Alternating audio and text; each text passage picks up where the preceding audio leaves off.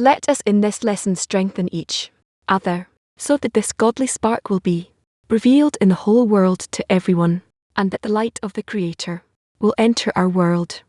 Now let's read an excerpt. Tamarti 3. Matter of spiritual attainment. May we merit receiving His light, and following the ways of the Creator, and to serve Him not in order to receive reward, but to give contentment to the Creator, and raise the from the dust. May we be rewarded with adhesion with the Creator and the revelation of His goodness, godliness to His creatures. Again, Shamari 3. The matter of spiritual attainment. May we merit receiving His light, and following the ways of the Creator, and to serve Him not in order to receive reward, but to give contentment to the Creator, and raise from the dust. May we be rewarded with adhesion with the Creator and the revelation of His godliness to His creatures. Dear friends, an active workshop. How can we bestow contentment upon the Creator during the lesson? Again, active workshop. How can we bestow contentment upon the Creator during the lesson? We will turn to Him. Reach state where we truly want with His help. He likes that when you turn to Him and you ask for help. In within, connecting, having a greater desire in the connection between us and toward Him. In the effort itself, we already give contentment to a certain extent, still not with our awareness. But this also gives contentment. Says, we will bring contentment to the Creator by waking up and understanding that Creator brought us all here, and not for ourselves, but in order to study together with the friends, to draw the light with the friends. And this gives contentment to the Creator because we're serving the friends. Yes, and we serve the friends inside this effort that we all want to be together in one common heart. And the Creator receives His contentment in a place where He's revealed. So the more we're all in the prayer of many and think of each other and truly want to enter a single process as one man, that way He will have more contentment. Not long ago, we read that the Creator receives contentment from when we turn to Him for help with the will to receive. That's why He awakens in us the will to receive. So if we hold on to that, and we would want to turn to Him this way specifically from the understanding that He is awakening in us to want to receive. So we would turn to Him. Then everywhere it says that this is what gives Him contentment. By us connecting and giving contentment to each other in to the society. This is how we will give Him contentment.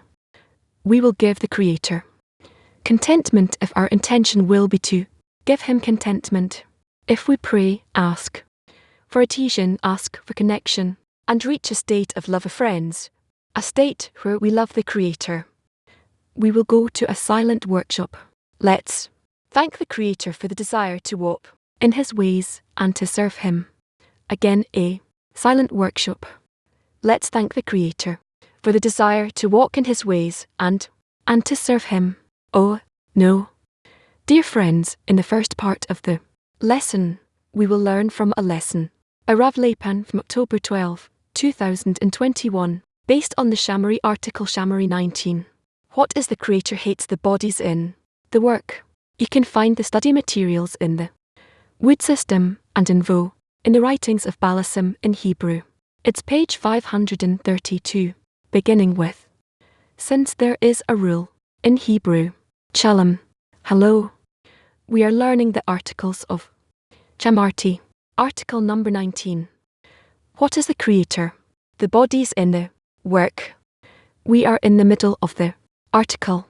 You can find the study material on our site or in the Voodoo system, and the study material icon and the icon in the upper menu there. You can also send questions, and selected questions that are relevant to the topic will be asked. Here please. Yes, this article is very unique even though it seems relatively easy, but there are such points and segues, transitions between these points where he provides a lot of discernment. And we usually skip over that, and we don't really sense or really get into it. we just kind of skip over it. So we should repeat this article again and again. Maybe we'll do that afterwards.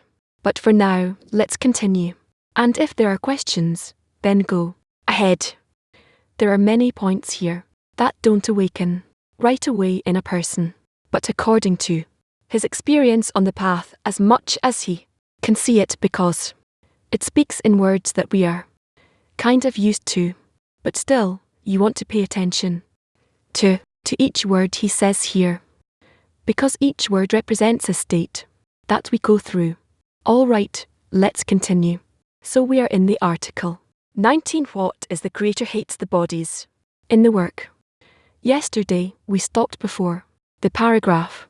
However, if the Creator gives one some illumination, right? We're going back to paragraph to the article. Since there is a rule, there is fear of heaven only from a place of lack. And the place of lack is called the will to receive. It means that only then is there a place for labour. In what? In that it resists. The body comes and asks, what is the work? And one has nothing to answer to its question. Then one must assume the burden of the kingdom of heaven above reason, as an ox to the burden and as a donkey to the load without any arguments. Rather he said, and his will was done. This is called for you. Meaning this work belongs precisely to you and not to me. Meaning the work that your will to receive requires. Meaning we have to reach a state where we feel that there is great resistance of our will to receive, to even make a step in action, one thought, one deed towards bestow, and then we can see. Now we're in a state where we are powerless. We are reluctant. We're held captive by our ego, our will to receive that doesn't let us move, whether it's in thought, desire, or action. And that's a problem. That our will to receive forces us to do deeds and actions that it desires. And we begin to better and better understand in our mind that if we had a will to bestow, it would force us to do other actions and think other thoughts. But bit by bit we discover with all the efforts we make how much we are incapable of that. And then we could be in a state where we would like to have some thoughts and make some actions and calculations of bestow, but we can't. And we immediately, or after some struggle, we surrender and flow with the current of the world to receive. However, if the Creator gives one illumination from above, the will to receive surrenders and annuls, like a candle before a torch. Then one has no labour anyhow, since he no longer needs to take upon himself the burden of the kingdom of heaven coercively as an ox to the burden, and as a donkey to the load. If the Creator gives him the power, as it is written, you who love the Lord hate evil. If the Creator gives love, gives a hug, gives connection, closeness to a person, to that extent he begins to first hate the evil, and the hatred towards the evil pushes him away from the evil. He can't touch it, and that's how he advances. So we have to see here that we have to achieve love of the Creator because it detaches us from the evil. It's a power. The power of love towards the Creator attracts us towards him and takes us out of the evil. This means that the love of the Creator extends only from the place of evil. That's very important. The love of the Creator extends from the place of evil, meaning only if we feel the evil, the hatred towards the ego, how much I can't get out of it, and it's always holding me captive. And this way I develop hatred towards it. And to that extent, I begin to feel that I have love towards the Creator, at least some relation to the Creator. It gradually builds up and shapes up in a person all the way towards love, urgency, necessity, to the point at I'm better off dead. I have to reach him, and then to that extent arises hatred towards the will to receive that prevents me from uniting with the Creator, and that's how we advance. In other words, to the extent that one has hatred for evil, meaning that he sees how the will to receive obstructs him from achieving the completeness of the goal. To that extent, he needs to be imparted the love of the Creator. At first, in the beginning of the path, a person agrees with what's happening. He thinks that these are states he has to go through, and he surrenders. And just like he has a sense, he also has descents. Just like he has attraction towards bestow and the group, then there's also some cessation of it. He doesn't understand that these things don't just happen by themselves like waves in the ocean, that they happen in order for him to relate to that correctly. And so, he has to develop this relation towards the states of detachment to feel that the evil in that, not evil in that he feels bad, but he feels bad because he's distant from the Creator, distant from bestow, from connection, and then, correspondingly, he begins to develop gradually a preparation for and screen restriction, screen and reflected light. It begins to build the basis for the spiritual pot in him. Again, this means that to the extent that he has hatred for the will to receive, meaning when he sees how the will to receive obstructs him from achieving the completeness of the goal, to that extent he needs to be imparted the love of the Creator. Right? So on the condition that he wants to reach the goal, the wholeness of the goal of connection and bestow. I want to achieve connection in order to engage in bestow, in order to be similar to the Creator. Yes, if one does not feel that he is evil, he cannot be granted the love of the Creator, since he has no need for it, as he already has satisfaction in the work. Only hatred towards the evil. We need to discover that we disagree with the will to receive. Every time I feel it within me, I get a negative sensation and a negative attitude to it. I can't stand it. And yet when I see it in others, I become relatively more patient, because I know from myself how the ego, the will to receive, rules the person, and that makes me more capable of withstanding and forgiving what happens in the others. And on the contrary, what happens in me, I can't stand. I can't look at this will to receive that attracts me in all of my deeds. It pulls me in its direction. I become more and more meticulous in examining what is the reason for each and every state that I'm in. As we have said, one must not be angry when he has work with the will to receive that it obstructs him in the work. One would certainly be more satisfied if the will to receive were absent from the body, meaning that it would not bring its questions to a person obstructing him in the work of observing Torah and commandments. Okay, let's answer questions. You say, northeast. Yes, thank you, Raf. So the question is, that anger that one begins to feel for the will to receive for self, is there any way to use that force in order to want to pray more to the Creator, like you feel like there's like energy in it or power in it? Is there any way to turn that into raising more of a prayer demand to the Creator? Yes, but it's more effective if you actively want to come closer to the group and express your desire there to get closer to the Creator, because within my people do I dwell. The Creator is hidden in the group. Therefore, you can't do some individual personal work here. If you want to reach him, you're going to have to rise above your ego, which separates you from others, and specifically make actions towards connection. Rob, if I can continue. Yes. So you're saying that you, a person, could do that, but it would still be like aim through the center of the tent. Yes. The more we want to advance towards the Creator, we have to understand that the concept of the Creator resides in the group.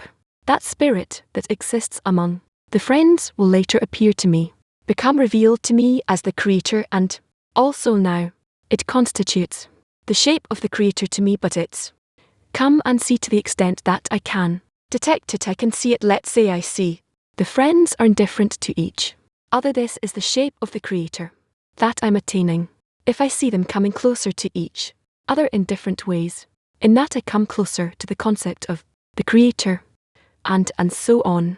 So the Creator is come and see He becomes revealed to the extent that we discover him in our connection. Fen Moscow 7. In the first paragraph we read says that everything comes from the deficiency. He says that it's our effort to build it. In the second paragraph he says that only when the Creator gives an illumination from above the will to receive surrenders. So I want to understand the Creator.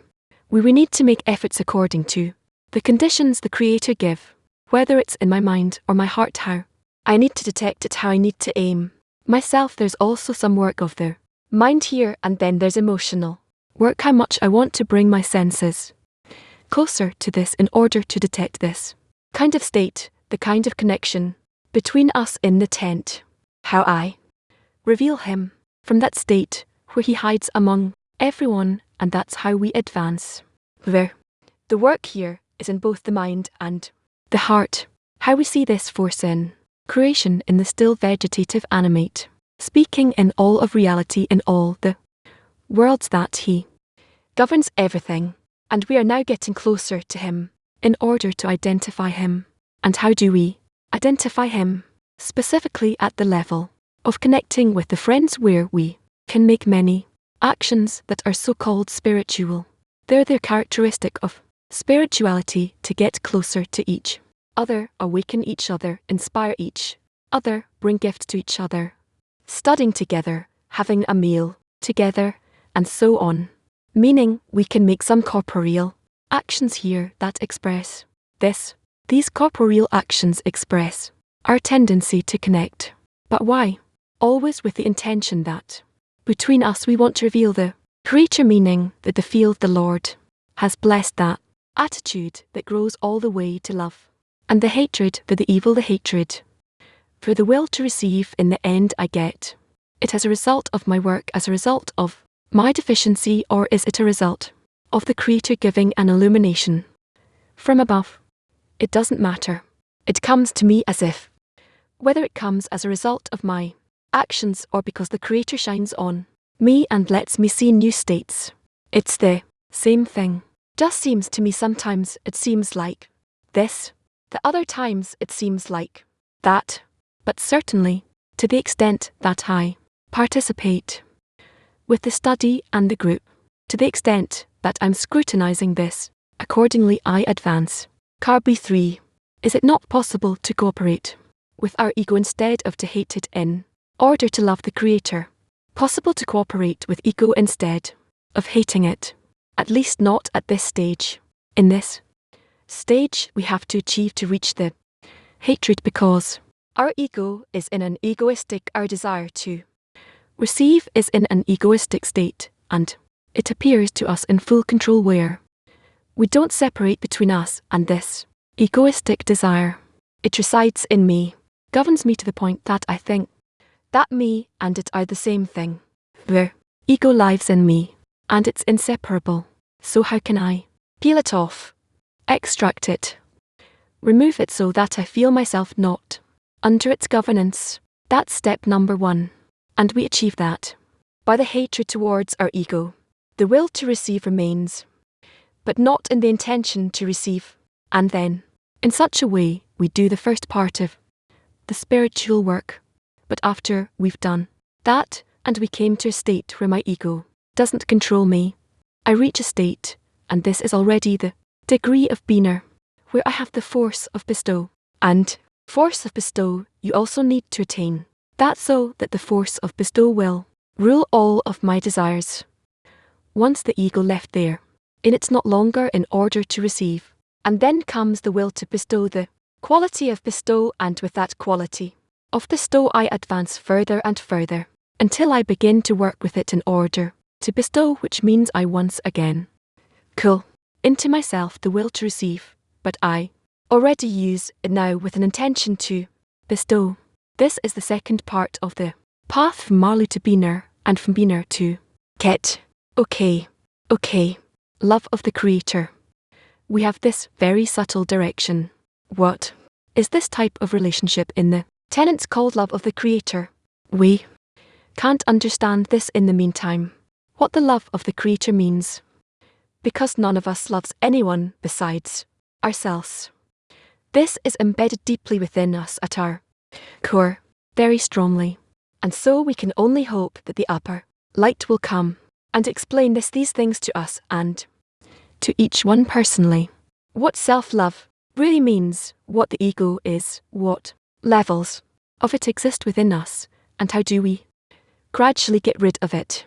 After some years, a person begins to discover that he is capable of beginning to extract these egoistic shapes out of himself, and it's always accompanied by fear. What will happen to me? What will happen when I remain empty? How will I exist? Because one always has the feeling and understanding that there are some forces he knows and understands what to do about them, and suddenly he begins to feel like some baby.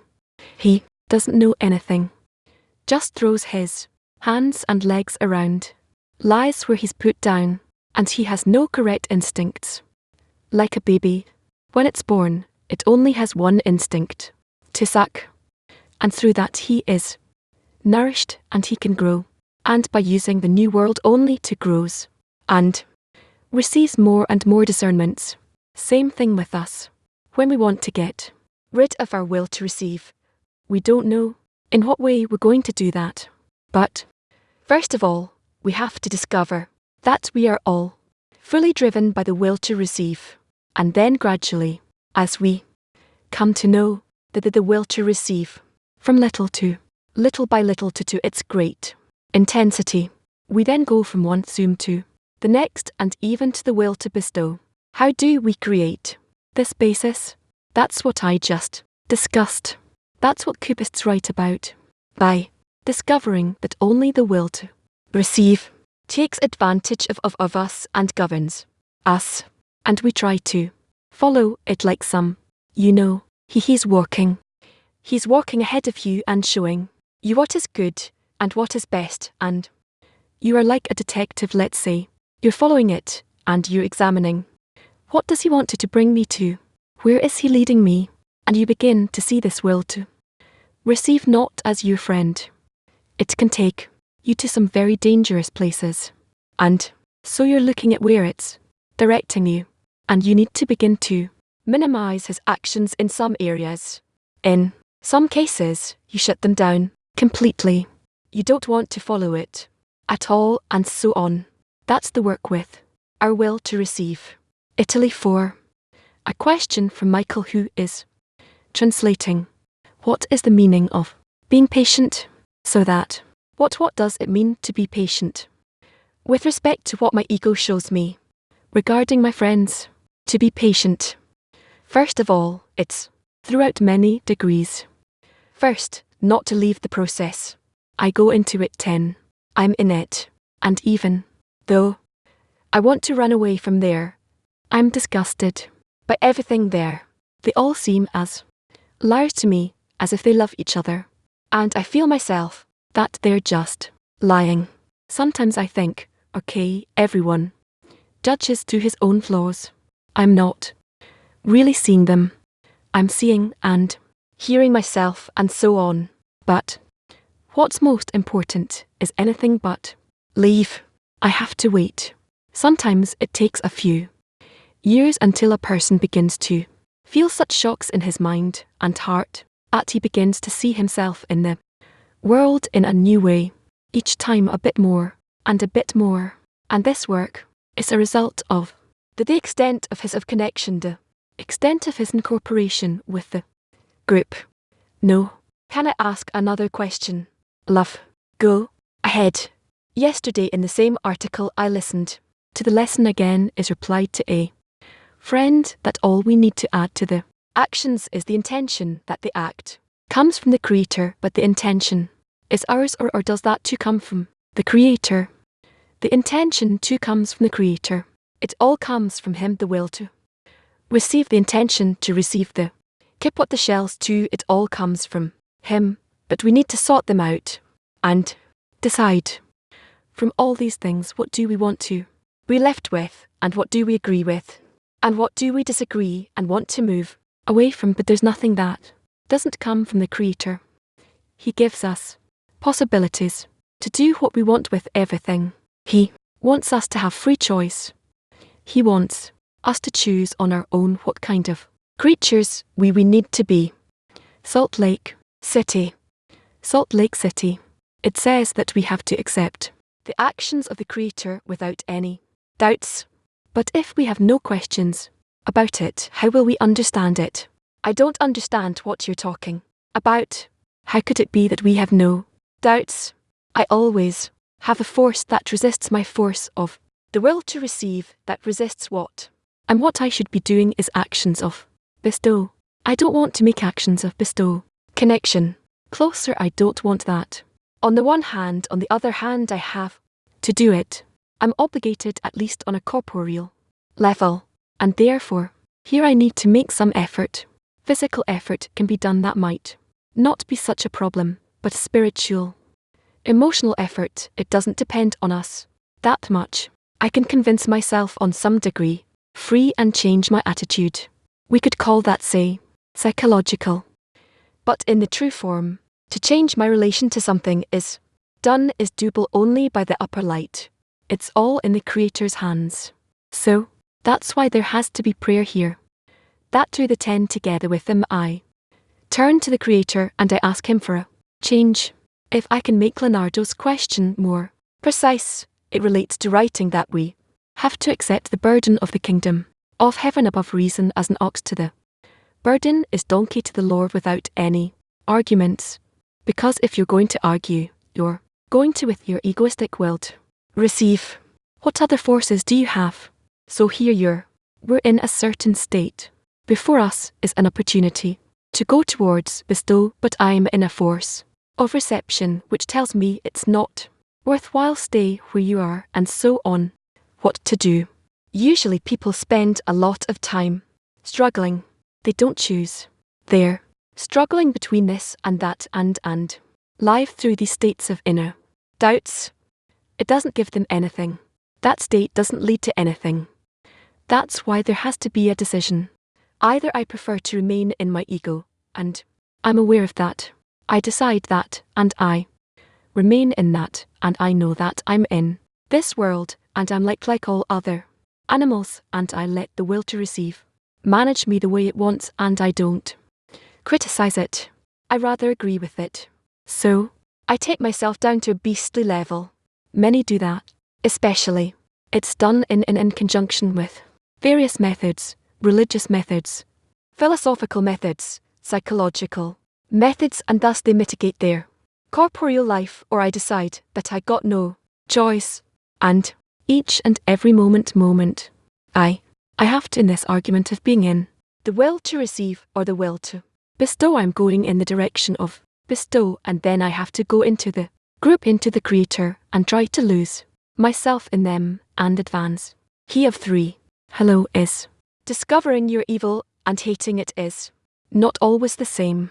If I open up my evil in a rather correct way, in a complete way, I reach a state where I hate it. I reach a state of recognition of evil, where I recognize how my evil disturbs and prevents me from the purpose of life, that I just live for no reason.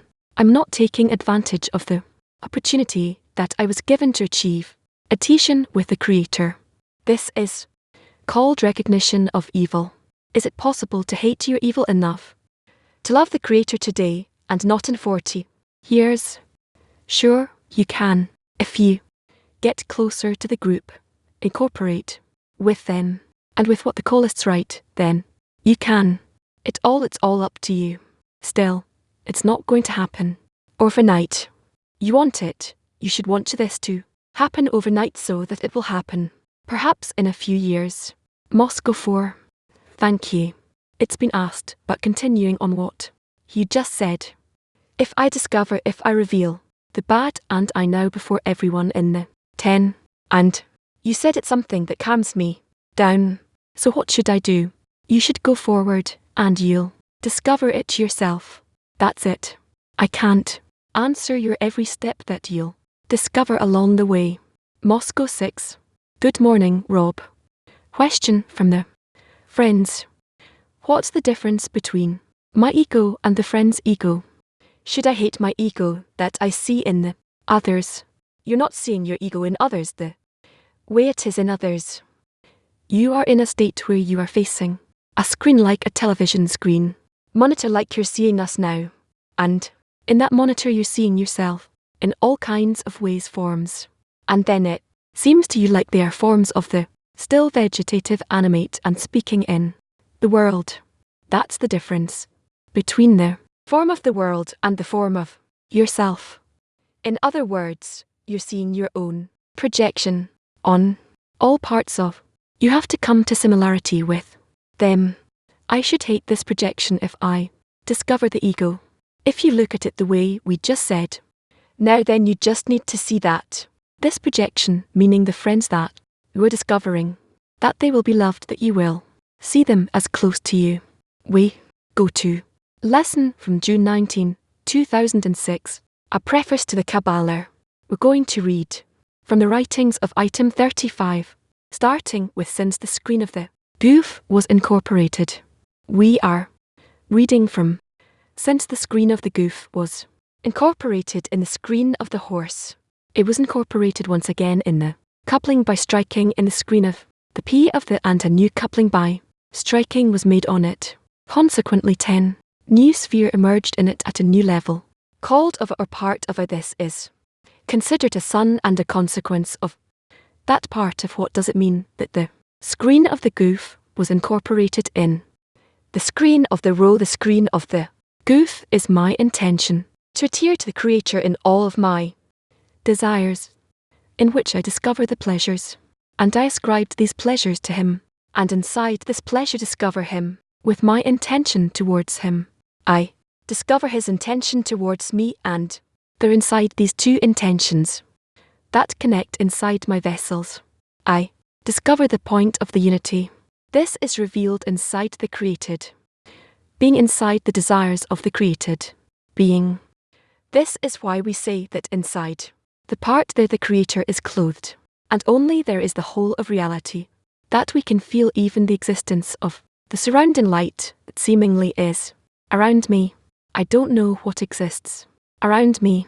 I don't have vessels that are outside of me so that I can check what is around me. That same light that I rejected, and it exists inside the vessels in the soft of the poo, but not in a way that I receive it, but that I repel it. That same light is called for me surrounding light. The fact that I draw it on the outside, surrounding light that seemingly pressures me in the book. This is how I depict it. But in truth, it actually fills the part of here, but it fills it with my rejection. I don't want it. And so I feel it as existing outside of my desire. It cannot be that I feel something that is around the, and we do. I feel adhesion and the clothing of the Creator inside of the created being, their unity in the to-in.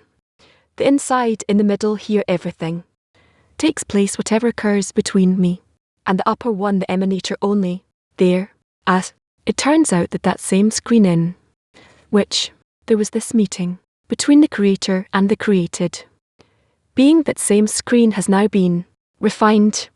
The created being is willing to come out of adhesion with the Creator, out of the fear that he will begin to enjoy, and in such a way he will break the adhesion, even though all of the other things do not hinder it, but only one thing, that he will lose the adhesion, the intention to bestow.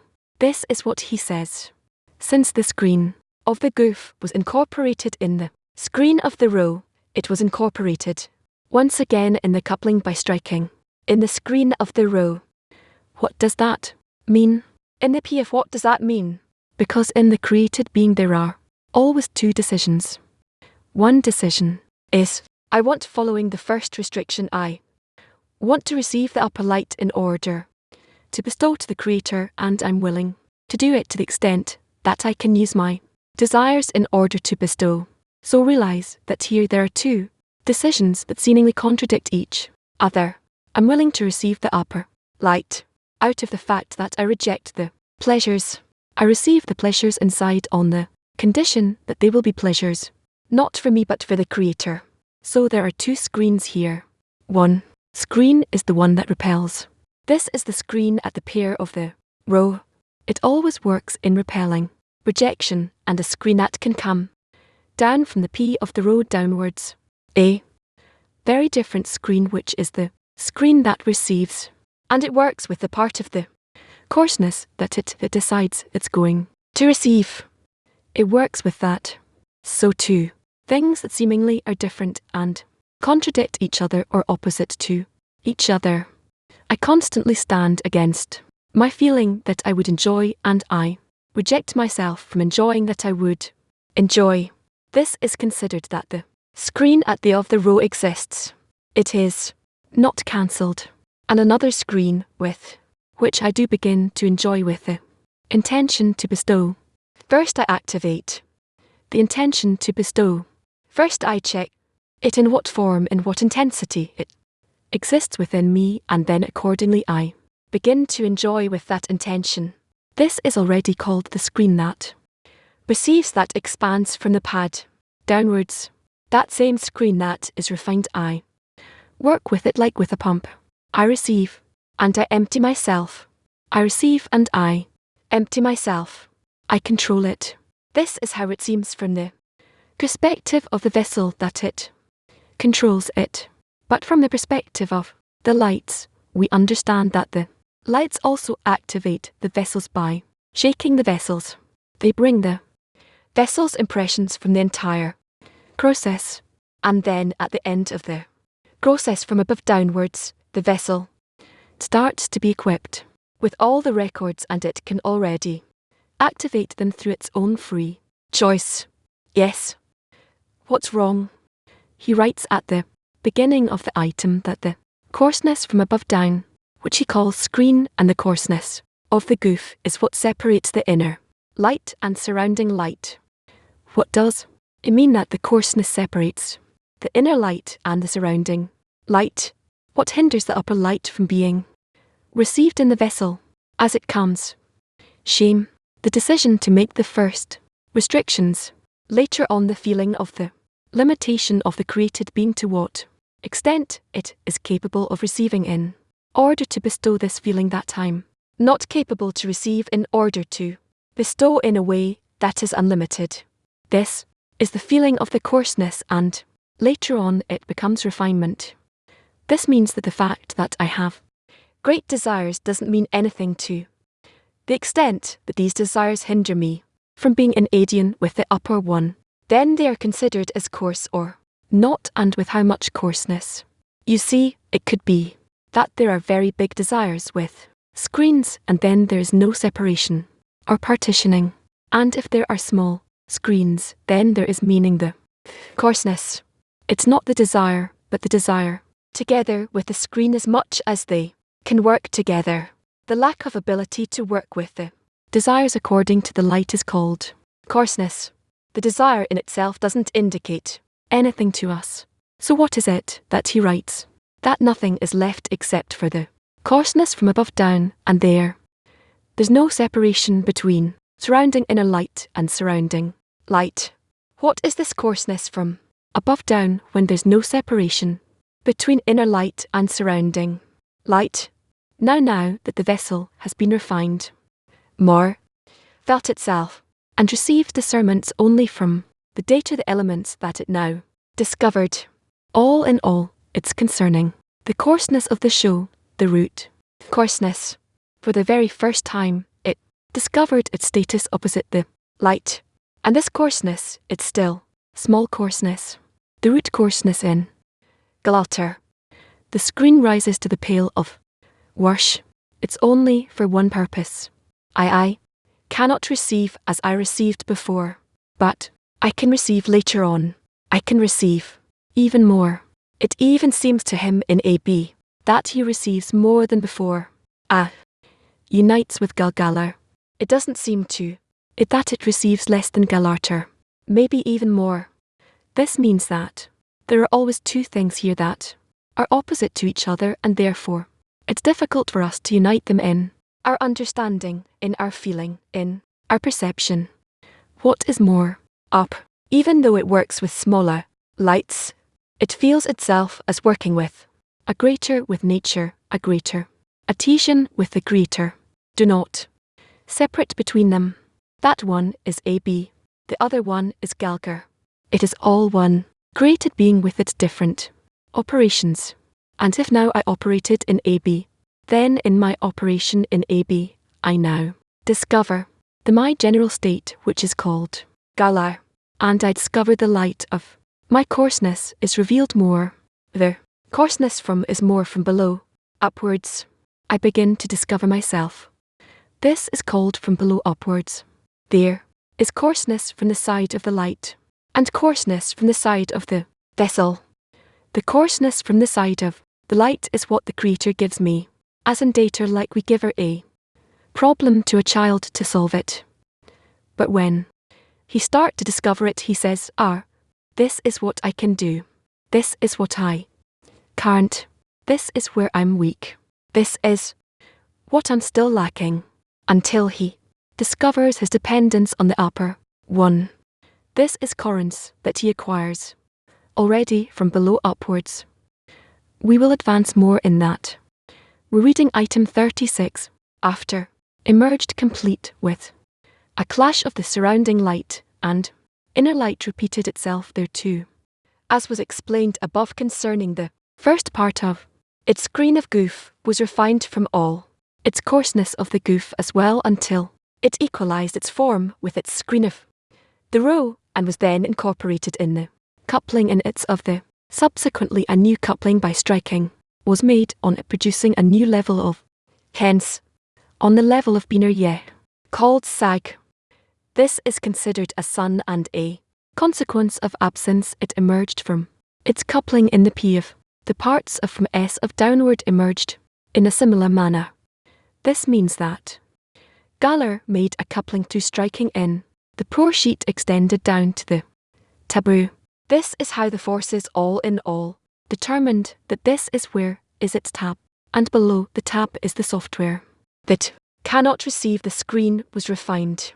It went down to the degree of the K and on the degree of the K which is the same of Galar, but when it decides to work with the new records it is considered that descended to the here it makes a coupling by striking and expands to a new proof called. Why do we depict it in such a way in it? It's lesser than Galar, it is where the pair of Galgar this is the beginning of the row of AB. Later on we will see. It's not exactly like that. AB actually has another rosh the first row and here is actually the second row and the first row is the row of clothing and the second row is the row of course there are already two Rosham heads in Galter there is only one row. We can say the first and second rosh together it's the same thing they're in Galar.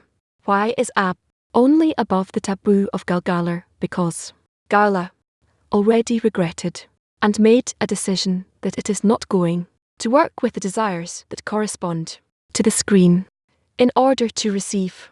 And so AB cannot go back to these desires. It cannot. It has the same decision as Galgalar, but he takes those same desires in Galgalar in which it didn't work and continues to work with them with its screen.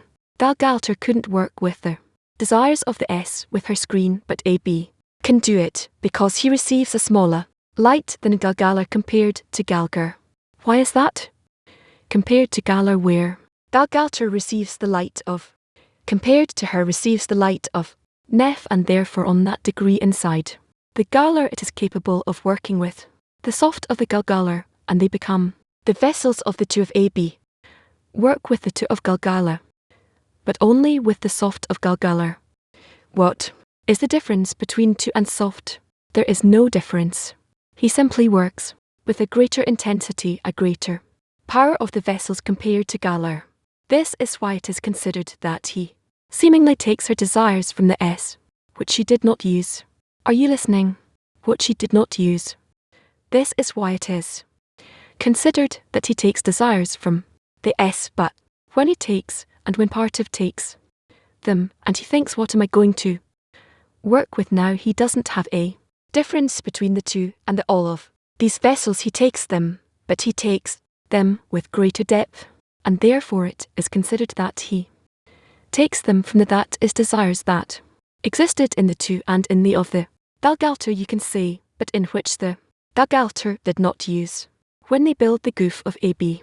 This is why we say, has a coarseness one compared to Gala, which has the coarseness of the root, and the light that he discovers inside is the light of Nephish, which is lesser than the light of Nephish of Galgala, because it's like Nephish compared to, and by this he awakens Galar and brings into Galar the light of, because now when he takes that same Galar, and he works with greater depth it discovers in her an additional light. The difference. What is the difference between Galalter, bone and the very last part to it? The end of what difference is there? It is all the same vessels tense if they never change. They do not change at all. All the difference is only in the screen. There is only one created being tensifi, and it depends on which screen we're working with those same tensiote. Right? So, here, there is a single structure that we can enter deeper and deeper in, and work with his desires. And therefore we say that these are seemingly different. But these are different manners in our work with the same of. So what is this expansion from within? Is it in the mal, is in the screen? What is that expansion? This is how the created being relates to his action.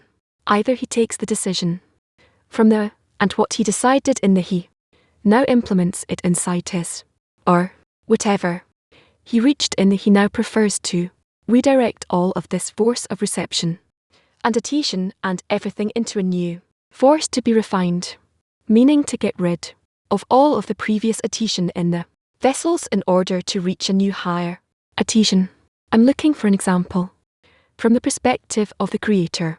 He gives us an example that it's like a poor man who enters the king's treasure, and he wants to take it, and next time they empty his box, right? His cup, let's say his vessel, when he brings out a few coins out of the treasury. From the perspective of the lower one, I would say the following there. There are two things here. On the one hand, there is certainly despair because he cannot reach. He discovered his limitation, and he cannot continue to the end and perform this act of adhesion. Because there are two forces that work in the two that are opposite. That's how it's going to be until the end of correction.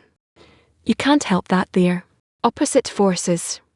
Sometimes it seems like they unite, but in the next moment, they're opposite again, but in a different manner with respect to something that is different from the way it was before, but nevertheless each time they are contradictory.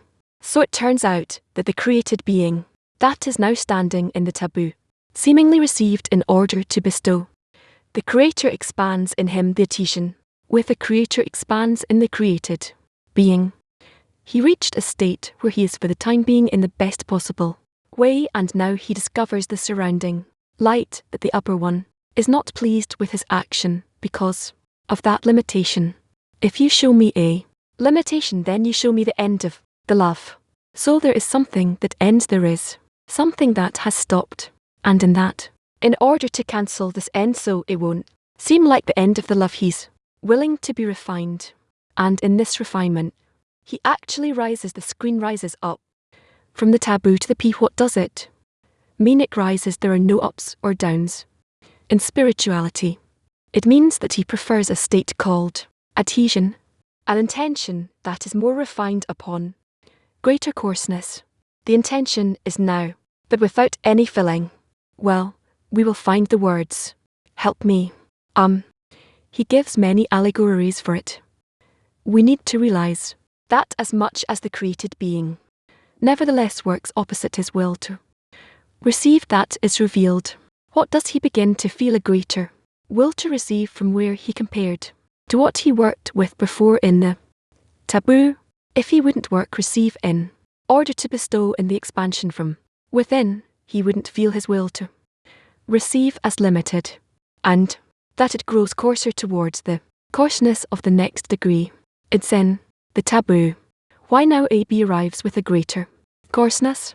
Where does the greater coarseness come from? It's a result of the clash that he felt where he was standing, and he discovered is a coarseness. The coarseness that is greater than before. So the coarseness he now discovers, for the time being, is the maximal usage that he could do with this coarseness is to restrict it and not use it. Therefore, it is considered that he's refined, and he comes out. He exits from below, upwards. He gets rid of the lights and reaches the P of the row, and in the of his row. You shouldn't think that he has lesser adhesion than before.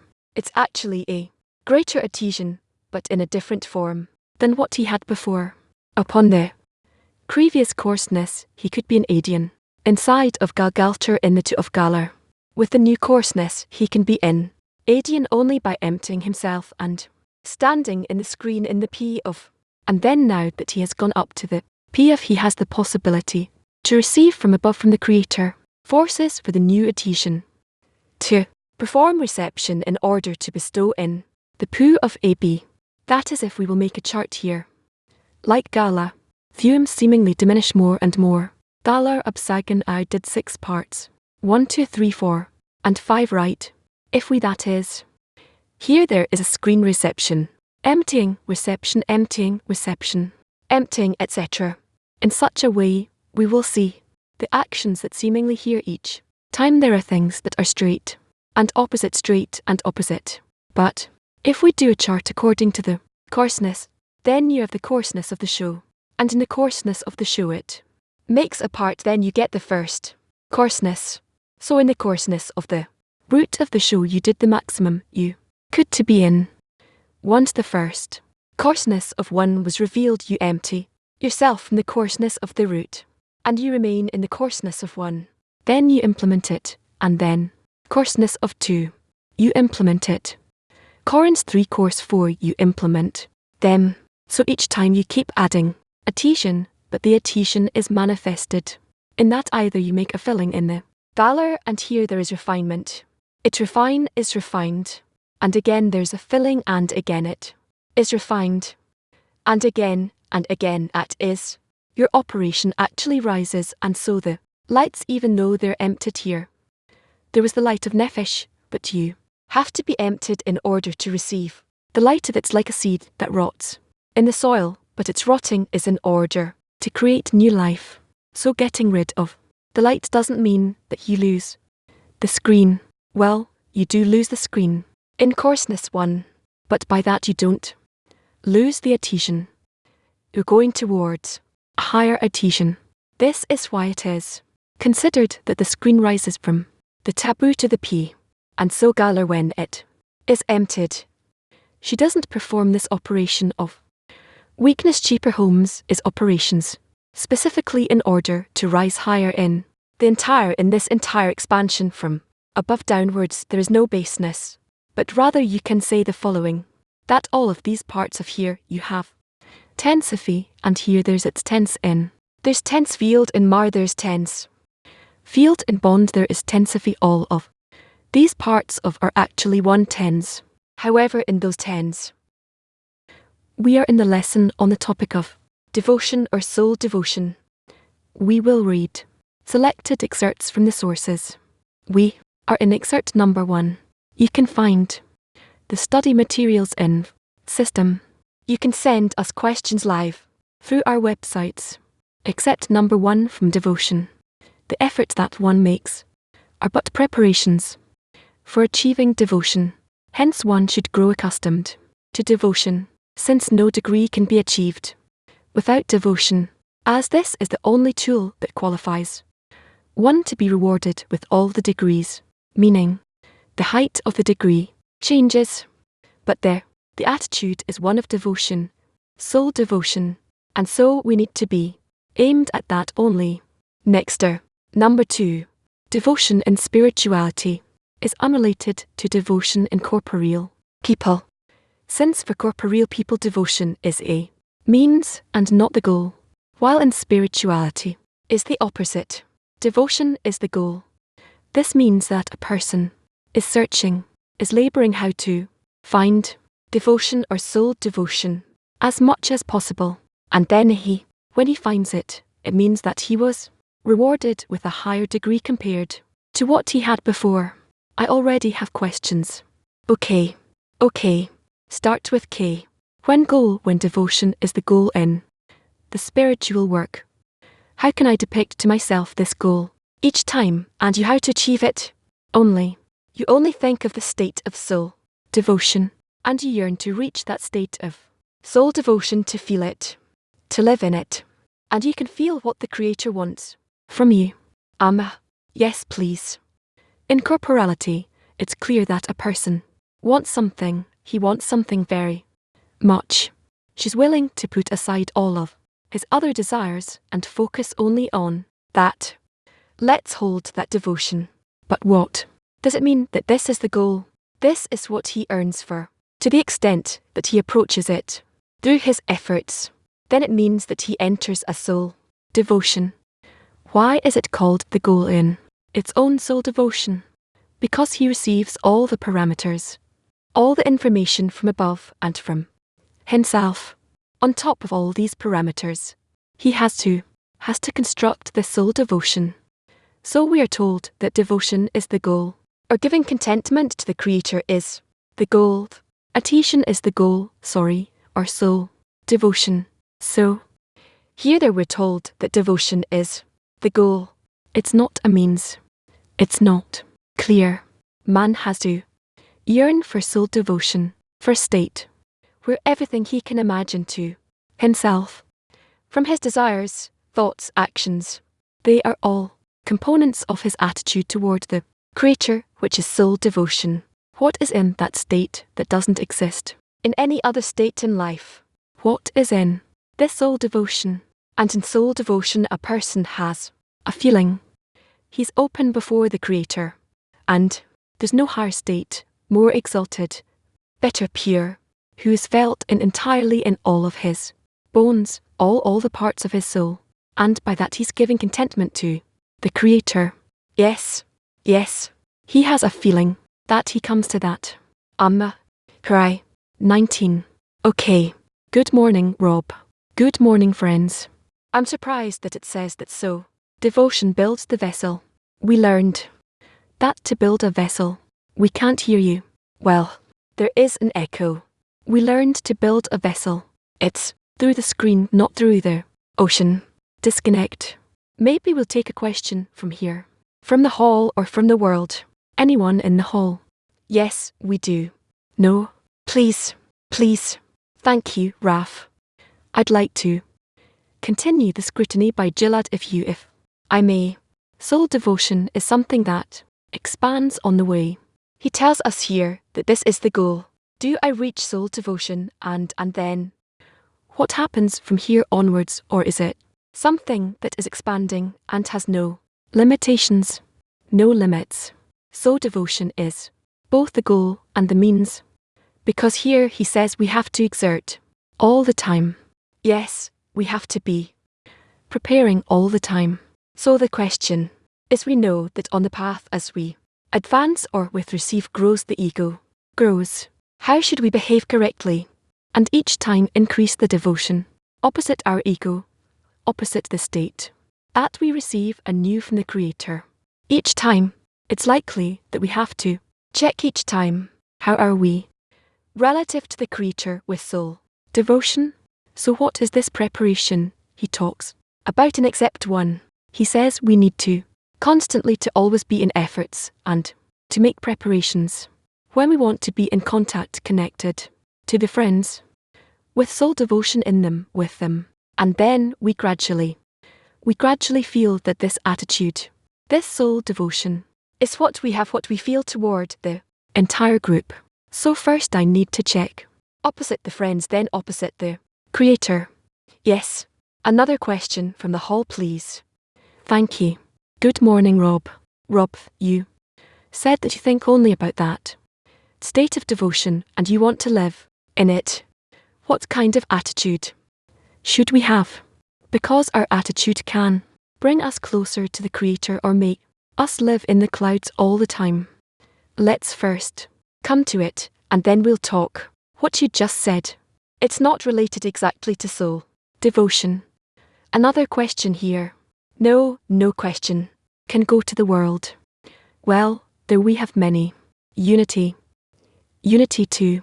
When we come to soul devotion towards the group, we need strength because it's great work. And if I feel that I lack forces in the group, so I have the greatness of my RV and I take forces from there. How much is it given to combine that force in the group in order to succeed to null toward the friends? As much as you can do, that's how you'll take it. There's no meaning to the size itself. Later we'll start measuring, and from what force we need help from above, in order to be beyond the light that appears to below. In this way we devotion. But there's this feeling that it's more of an acquisition or adhesion. You don't feel that a person concedes something or lacks something. A person has to give up everything he can give up, except for the connection with the Creator. That in general what defines soul devotion. I don't really understand what it means to concede everything I want to. Understand the Creator and feel His love. It doesn't mean that you concede your love for the Creator. Testifies that besides that nothing else is important for you. Yes. Thank you, Raf.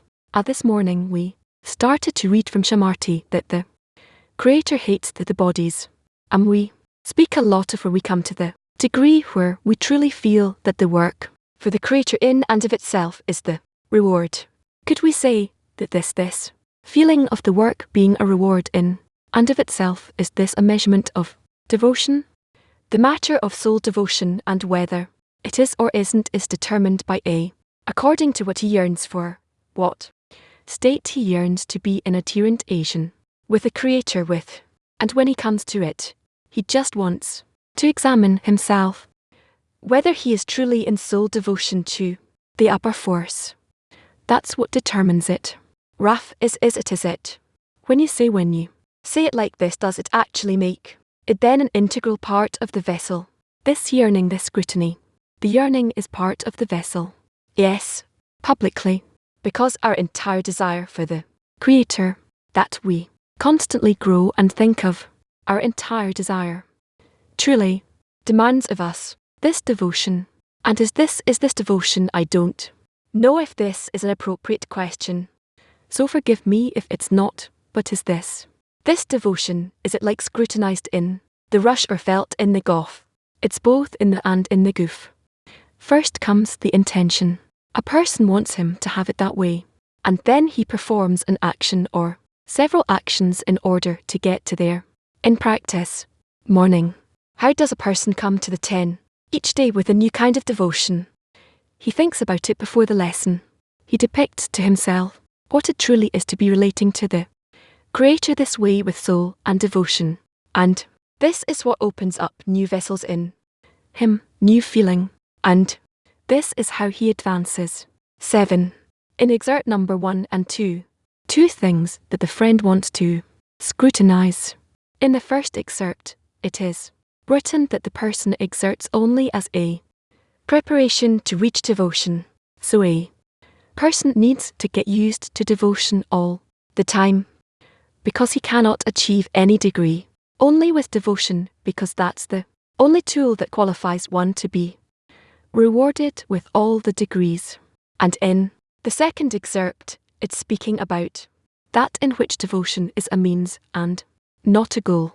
So the friend asks, is there not deviation between these two things, or a contradiction between these two things? Is devotion the means or the goal? Is that there's a necessary means, or is it already the goal?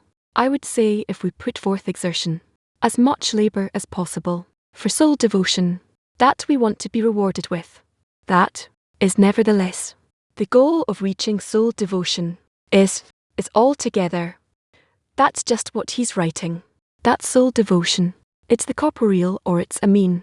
And spirituality, it's the goal.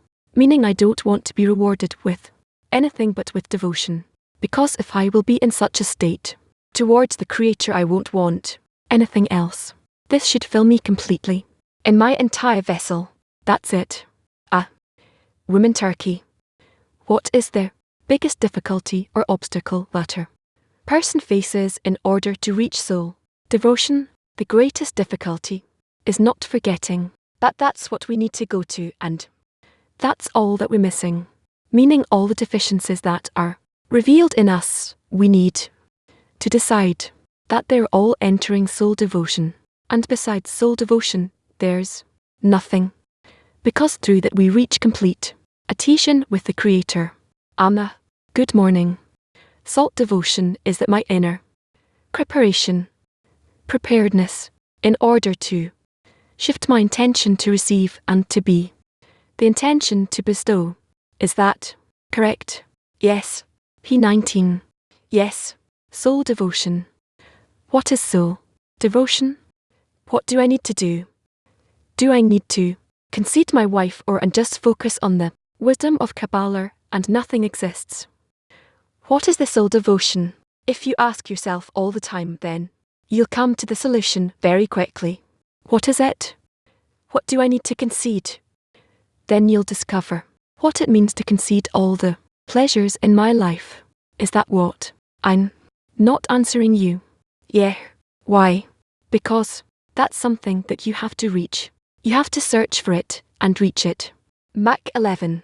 There's a feeling that soul devotion is a high degree, and you even said that we need to be awarded with that to be worthy of that, to be in this contact with the Creator. And in the meantime, we don't have that contact with Him.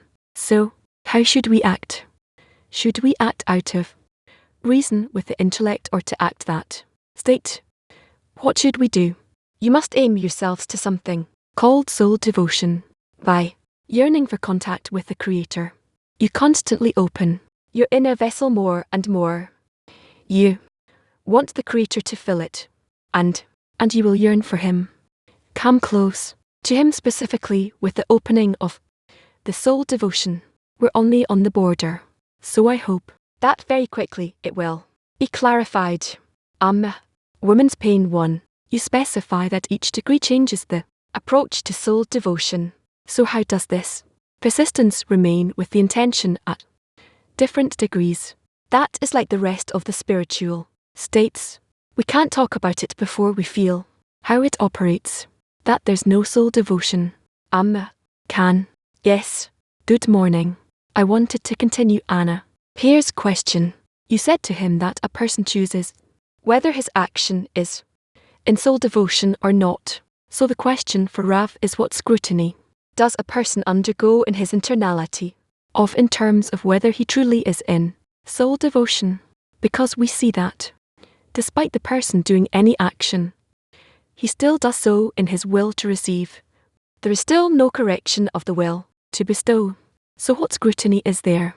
The scrutiny begins with the first excerpt that we're studying. The efforts that one makes are but preparations for achieving devotion. Hence one should grow accustomed to devotion, since no degree can be achieved without devotion, as this is the only tool that qualifies one to be rewarded with all the degrees. That's it. If a person delivers himself to such an approach, then he gradually gets there.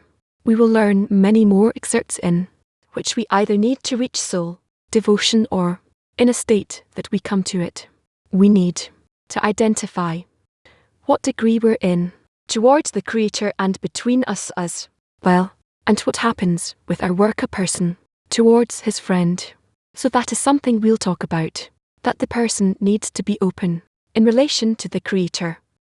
What does it mean to be open in relation to the Creator? Open before the Creator means that a person cannot hide or open part of his intentions, desires, relations, or all that he has. He's willing to open and present before the Creator, where the Creator that would want himself to, for the Creator to want himself, to manage the path a person goes on. Let's continue. We didn't read yet. We don't have a lot of material that which we can settle upon. We're in her. Number 3. In love of the Creator, we say that a person should work only for the Creator, meaning without any reward. This means that he is ready for complete devotion, without any reward, without any return being born out of his devotion. Rather, this is the core, his purpose, that he wants to annul his self before the Creator. I know, meaning to cancel his will to receive, which is the existence of the creature. And this is what he wants to annul before the Creator. It follows that this is his goal, meaning his goal is to give his soul to the Creator. What is there to add here? Age 10. Thanks. When a person succeeds to find his soul, according to what does he progress onward? According to the results he has from this action. It could be that something he just starts to discover are new relations with the Creator, that he needs to build the same relation upon, just like before under the conditions he had before. But now the conditions are new, and also towards the new conditions he needs to build relation and attitude of devotion. You will see how, to what extent soul devotion appears always with Barzam Rash. With love of the Creator. With love of the Creator. We say that a person should work only for the Creator, meaning without any reward. This means that he is ready for complete devotion without any reward, without any return being born out of his devotion. Rather, this is the call, his purpose, that he wants to annul before the Creator, meaning cancel his will to receive, which is the existence of the creature. This is what he wants to annul. That this is his goal. That is his goal, is to devote his soul to the Creator. Thank you, dear Berto. How to present everything to the Creator. That's from that feeling where a person fully yearns for the Creator and doesn't want anything besides devotion and adhesion to him. He doesn't want to replace that goal for any other goal. That's how he feels. So with such an approach, that he's in, that's called that a person is in devotion to the Creator. Thank you so much. Latin. What does it mean to work only for the Creator alone? And what are the limitations or the boundaries of such work? But to the Creator is considered that from all of my actions, I want my goal to be only to be good in the eyes of the Creator. Otherwise, I don't agree. I don't want some action to emerge from me that doesn't appear to the Creator as an act of bestow to him. Turkey. What prayer do I need to build in order to shift from in order to receive to in order to bestow? Prayer needs to be exactly that you want to bestow to the Creator, for him to feel from you your attitude towards him in such a way. And what prayer does a person need to build in order to reach devotion of the soul? What prayer? That's what is being spoken of, that a person wants all his desires, intentions, as actions and thoughts, all his directions to be all aimed towards the Creator. PT 31. Thanks, Raf. In this state of soul devotion, there's this corporeal fear that you're going to lose something.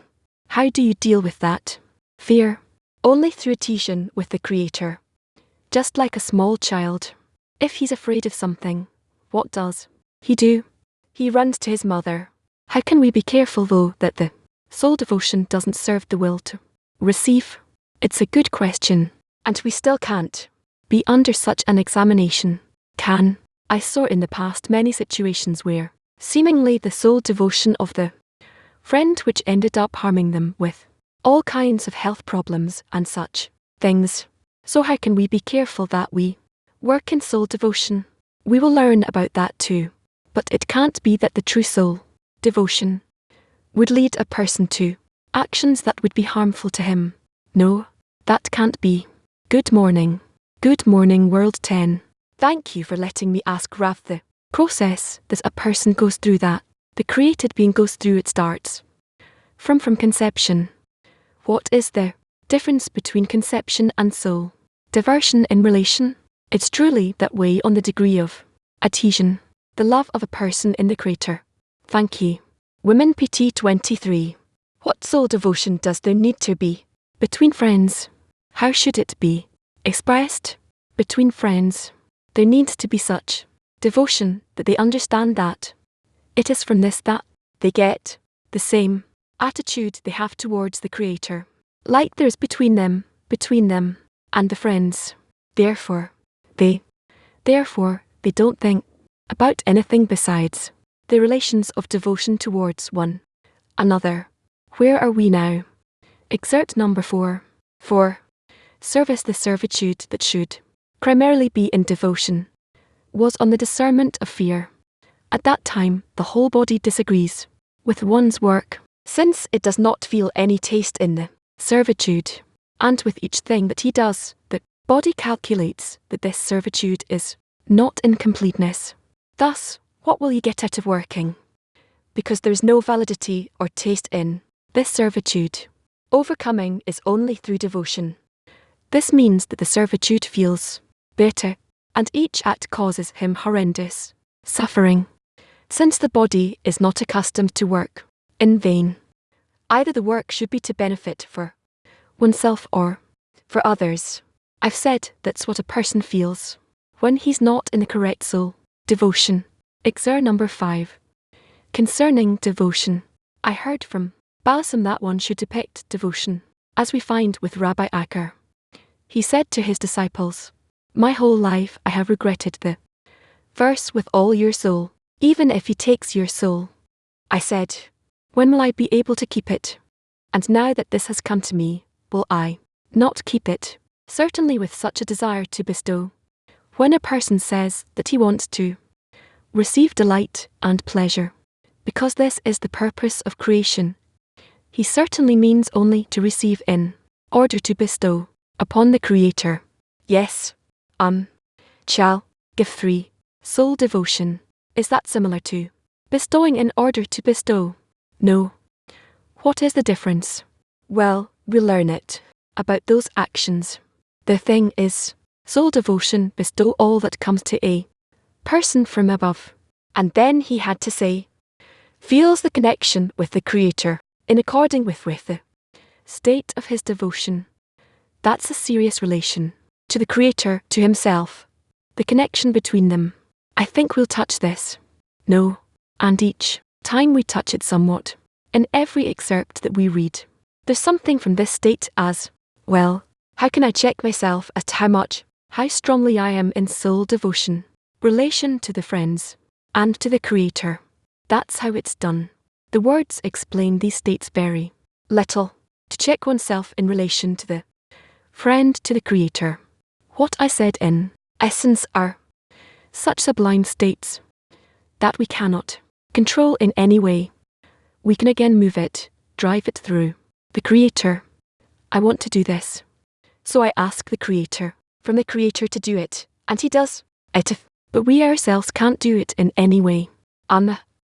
French. No. Does each one have his own way of effort towards soil devotion? Next, what do we have? If we reach a state, as is written in excerpt number 4, that we don't feel flavor even though yesterday we felt that we are in this work, then is there benefit in awakening fear in myself? Is there reason to evoke fear in me? No. You can try, but you'll see how incapable you are of holding on to it. You're not capable of holding on, because true fear comes from above. Fear comes from above. Can you say that if you fall into such a state, that state starts coming to you, and even a few times during the day? How can we not simply go with the flow and struggle correctly? Pray. I can't tell you for the time being anything else. What sources can we read in these times? Something that can be the most beneficial. What we're studying, that is first and foremost. That erases the fear, the sense of fear. Move onwards. I see many more people joined. How can we shift from work that is coercive to work that is completely in devotion to the Creator? That is only through prayer, where you want to be adhere to the Creator with all your heart and soul. So how can a person overcome these fears, and so that? Yes, how can a person overcome this fear from devoting oneself to the Creator? It seems to me like the best is the adhesion between us and the soul devotion between us and from us all to the Creator. We succeed. to reach a complete CL. I'm a French one woman. What is the difference between soul devotion and annulment between the friends? Annulment before the friends is annulment towards them, and soul devotion is towards the Creator. Soul is a degree of connection. Now we're 3 days together in a physical meeting with a 10. Do you have advice on what we can do in order to strengthen this soul devotion between us? Only those actions that we learn from these articles of rubbish. He was great in this. And to learn from him is how to say, that's enough for all the degrees for us. All the degrees. All right. Why does the Creator demand soul devotion from a person? Why is exertion not enough? Because the exertion itself doesn't say a thing, and soul devotion is the goal for which a person can feel that he's in it or not. Has he risen from the previous degree or not? And that's why soul devotion is our station along the way. Does that stage of soul devotion come from the person or the Creator? It comes from a person towards the Creator. And my review in terms of whether I've progressed more today than yesterday, it's in the 10. How do I know that I've progressed today more than yesterday in my devotion to the Creator? What are the signs in that in a person? The signs are where a person sees how much he annals himself towards the Creator. Woman, hello world. What is the connection between soul devotion and the covenant that we make with the Creator? What does it mean to make a covenant with the Creator that is built from soul devotion? Devotion is necessary for us in every condition of connection between a person towards the Creator or conditioned between a friend and a friend. So I think that you'll understand it quickly yourselves.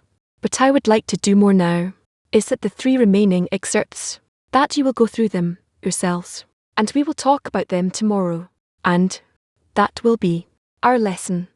That's first.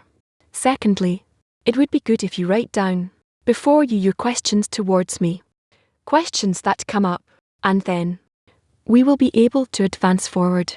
Okay. Moscow 6. All right. Moscow 6 women. What can hold us in constant soul devotion? Specifically, that freedom that we can feel without connection to the Creator. That imaginary freedom. Because our major problem is that in our subconscious, long to go to a connection with the Creator is even higher than this connection in order to not be obligated. But that's something we will talk about tomorrow. That's it. Thank you to Raf as you recommended to us. Now Raf, we will read the last 3 excerpts on our topic of devotion, and afterward we will make a workshop in the 10s on these excerpts. So we will read excerpt number 6. A person must decide that he wants the Creator to give him a desire, to completely annul him, meaning not leave any desire under his own authority, but that all the desires in him will be only to give glory to the Creator. Once he decides on complete annulment, he asks the Creator to help him execute it. This means that, although in the mind and the desire he sees that the body disagrees within annulling all desires before the Creator, instead of for his own sake, he should pray to the Creator to help him want to annul before him with all the desires, leaving no desire for himself. This is called a complete prayer, meaning that he wishes that the Creator will give him a complete desire without any compromises to himself. He asks of the Creator to help him always be with his righteousness. Excerpt number 7. Although one can work devotedly, he is unable to determine if this devoted work is appropriate or not, that this hard work would be against his teacher's view and the view of the Creator. To determine, one chooses that which adds labour. This means that one should act according to one's teacher. Only labour is for man to do and nothing else. Hence, there is no place for doubt in one's actions and thoughts and words. Instead, he should always increase labour. Excerpt number 8. Grant me, with your mercies, to pray with devotion and sincerity, that I may be awarded and nulling all my being and my corporality, and will not pray for my own benefit at all, but rather be rewarded with complete annulment during the prayer, as though I do not exist in the world at all, and my whole intention in the prayer will be truly only for your sake to raise the divinity from exile, to reveal your godliness in the world. We are now going to answer the workshop question in the 10. We will summarize the lesson we have been through. We will put together questions based on the excerpts we have read as preparation for tomorrow's lesson. Again, summarize the lesson we just had and raise questions in relation to the excerpts we just read as preparation for tomorrow's lesson. Yes, soul devotion is a very high degree. We want to show the Creator our willingness and how much we are willing to give everything to adhere to Him, to reach the quality of bestow and bring Him contentment. A person needs to yearn for soul devotion, that all of one's actions expand his actions towards the Creator, and soul devotion is a state where a person is open with the Creator. There's no higher or pure state, and he feels in all his bones that he's bringing contentment to the Creator. I guess in spirituality soul devotion is the goal, and the person needs to yearn for soul devotion. He needs to constantly be checking that how much he is in soul devotion. The examination is how adhered a person is to the Creator and how much he can add in exertion each time. Era also said that in that place of soul devotion, if that is true, so then he lives there. He lives in that place. It is his new spiritual life that he devotes himself to the Creator, and thereto he gives himself to the Creator, and the Creator acts. He feels the Creator's actions upon him, and the difficulty raid is not to forget that that is the goal, and that is what is most necessary for a soul devotion, not to escape from it. Summary. We started with the Shamarti article. Maybe it also connects somewhat. It's all connected. This matter of a person can disclose love and the direction of bestow only through his knowledge of himself and how he's not in the direction, and how much he is actually in oppositeness, and he starts to develop this hatred towards his ego. It could be that from here the war begins, and he wants to reach soul devotion, and soul devotion becomes the goal that he wants to reach, and he doesn't have the ability to reach it. And actually these last pieces that we read talk more in the direction of a person developing a prayer to reach soul devotion, where the Creator will help him with this, and he's aimed towards what the goal is, where he is and what he wants to attain. It's a kind of process a person goes through. This process, Michael says that this process we go through is to find the common prayer. We ask the Creator even to want soul devotion. So it's a question, how can we reach a common prayer so that we will want? And also what the friend said, how can we live this devotion? If not for me, who is for me? And we learned at the Congress, if I'm not for me, who is for me? So how can we shift from if I'm not for me, who is for me, to soul devotion? That's another question. Many questions for tomorrow. We learned that soul devotion is where a person concedes everything except for his connection with the Creator. Nothing is important for him besides bestow and connection, and a person yearns for the Creator and doesn't want to replace anything. He's in it all the time. That's actually soul devotion. Yes, my biggest question is, what is the soul devotion toward? What is it? On one hand, I heard that it is something that it's not in a person's abilities to reach, that he needs to ask for that from the Creator. On the other hand, it is clear that the desire for soul devotion is the first stage that needs to be reached, that there will be such yearning, and seemingly that is something that develops through the work between us, and also out of the multiplicity of scrutinies as to whether we are in soul devotion. And I think that's a good question in terms of that we should ask, what does soul devotion involve? And if we're going to be more clearer, so then the corporeal devotion, that the will to receive agrees to, like our friends asked, about in PT2. So a person can annul themselves in corporeal actions and be self-righteous and do all kinds of things and phenomena. And we read about it in the sources that there are all kinds of forms of soul devotion that are very confusing, where it's unclear what it's talking about, where they're really to throw themselves on the fire and things that you can too. Pick to yourselves in terms of what's going on here. On the other hand, seemingly we're speaking about actions that are not in my abilities to do, even throwing myself on the fire. There are people who can do that. From here we speak about actions at the level of desire. So that is my question. What is soul devotion that is truly spiritual? Okay, another question that I thought of is, like always, how do we help one another reach this soul devotion? These are things that we don't have in our nature.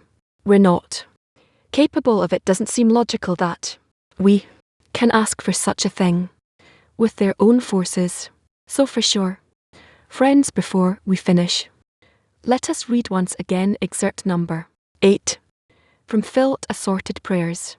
Grant me with your mercies to pray with devotion and sincerity, that I may be awarded annulling all my being and my corporality, and will not pray for my own benefit at all, but rather be rewarded with complete annulment during the prayer, as though I do not exist in the world at all, and my whole intention in the prayer will be truly only for your sake, to raise the from exile, to reveal your godliness in the world. Again, we will read that excerpt again.